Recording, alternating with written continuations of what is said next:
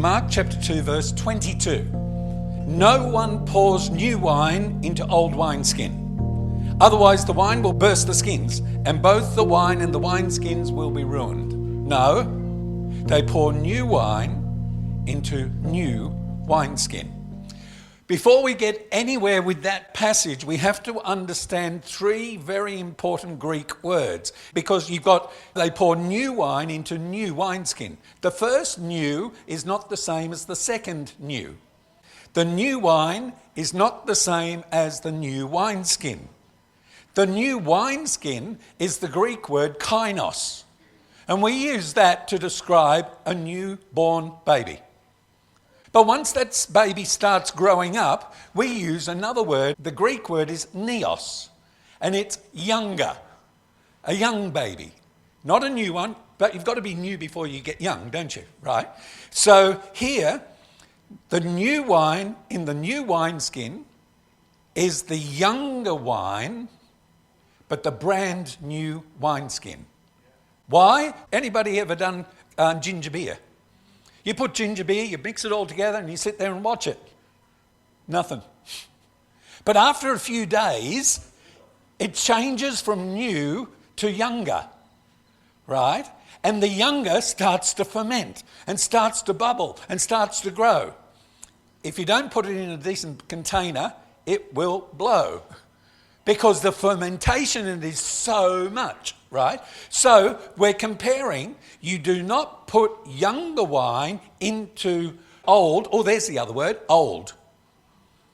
Don't look up the internet and ask for pictures of old people. They're all younger than me. Give you a hint. The Greek word is paleo, like Paleolithic, like dinosaur, like gone. Paleo. So it says you don't put younger wine, which is fermenting, in old skins, which have done their day. Instead, you put this younger wine in brand new skins, because the new skins will expand and contain it, right? Now, why is that important? Well, this particular passage, this is Jesus answering the people, answering some Pharisees and Sadducees. No one pours younger wine into old wineskin, otherwise the wine would burst the skins and both the wine and the wineskin would be lost. No, they put the younger wine in brand new wineskin. You have to go back to Mark chapter 2 verse 18 to figure out why that is, because the Pharisees and the Sadducees had been watching, and there were John's disciples over here fasting. And over here were Jesus' disciples not fasting. And they said, how come these guys are fasting and these guys aren't? And Jesus gave this as the answer, right? Now, this is not depleting fasting. Hang on there. Don't throw rocks at me yet. Now, John's disciples, when the Pharisees were fasting, they saw some people. They said, why aren't your disciples fasting? The problem was they were looking at fasting from their perspective. Fasting from their perspective, there's only one divinely dedicated day for fasting. Can anybody tell me what that is? Day of Atonement. It's the only day in the Bible that God declared a fast. Every other time you see a fast, somebody declares it, not God. Even Jezebel decided to declare a fast, to maneuver a trap. But this is the only day of fasting in the Bible is the Day of Atonement. And these guys were looking at Jesus' disciples and saying, this is an important day. This is important. They should be fasting. And it wasn't even the Day of Atonement. And that's why Jesus said, man, you're looking at the wrong thing.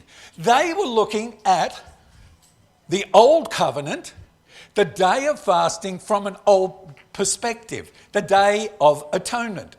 Jesus said in reply, how can the guests and the bridegroom fast while the bridegroom is with them? They can't, as long as they have him with them. What was Jesus looking at? Jesus wasn't looking at the Day of Atonement over here. He was looking at the Day of Atonement over here. This was a foreshadow of the things to come. This was the reality. Jesus is the atonement. He's not just the Day of Atonement. He's the person of atonement. He's the life of atonement. Everything that was promised by the Day of Atonement is released over here through the person of Jesus Christ. He is the atonement. And he's saying to these people, you're looking at the wrong place. You're just looking at the foreshadow. Have a look and see what it's pointing to. This is why my disciples don't fast. Because I am with them. They don't just have a day, they have a life of atonement. There's no reason to them to fast because they have me. They couldn't get it. You read these verses. He, the Christ, is the atoning sacrifice in 1 John 2:2. In Romans 3:23, God presented Christ as the sacrifice of atonement. This word sacrifice of atonement is hilasterion. Now, hilasterion is really cool. Jesus is the hilasterion. He's the sacrifice for atonement. What does it mean?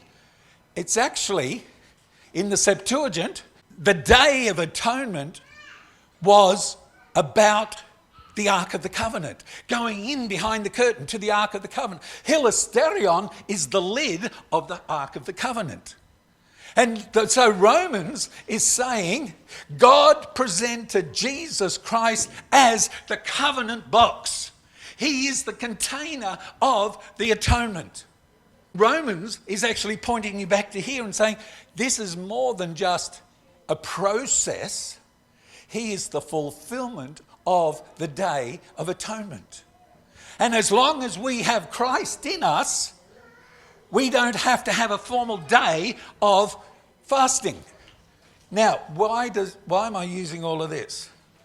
Because how do you put the concepts of Jesus is the atonement, how do you squeeze that back into a Day of Atonement? You can't. It's come out of that. You can't put it back in the box. You've got to live with the revelation that God has given us, this brand new revelation. You cannot squeeze it back into the old covenant. It's new. It's not paleo. It's not dinosaur, which is why that word is used to say that it is the old covenant, the paleo, the ancient, the dinosaur.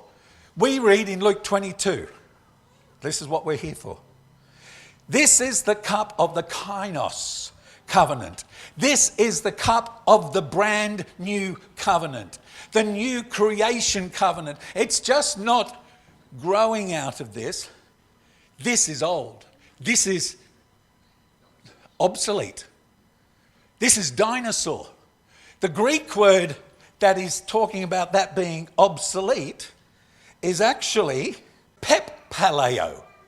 It says, by calling this covenant kainos, brand new, he has made the first one paleo. You know what that means? Beyond old. The new has made the old beyond old. Obsolete, the NIV calls it. So, here we are today doing this.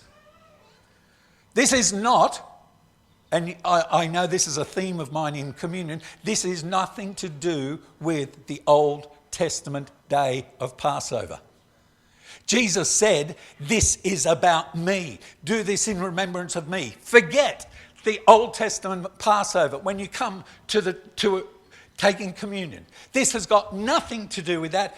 This was a foreshadow of the reality. I am the Passover. I am the new wine. You cannot take this and expect to live in this. You cannot participate in the body of Christ and expect to live by the covenant which is old and obsolete. We have to grow up. We are new creatures, but we are also young creatures.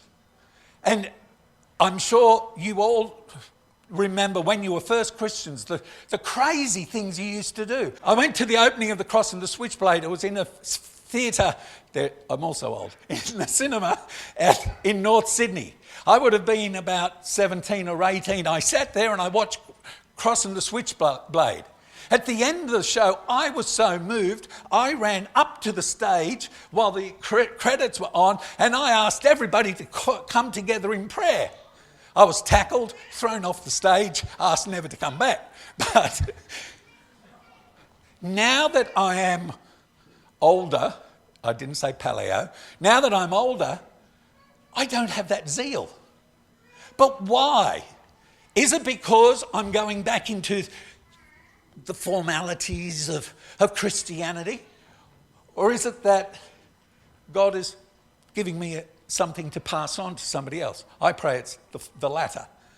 So, when we take communion today, you are making a covenant promise with God to participate, but participate in the now, participate in what God has given you today. God is not giving you yesterday's revelation today. That's old news. You should have been dealing with that yesterday. If you haven't dealt with yesterday's revelation, don't go back and read yesterday's newspaper today. Live today. Live with what God has given us to be in the revelation of God for what God is doing. This is what we're doing with communion. Let's take, on the night he was betrayed, he took the bread and he said, "This is my body which is for you."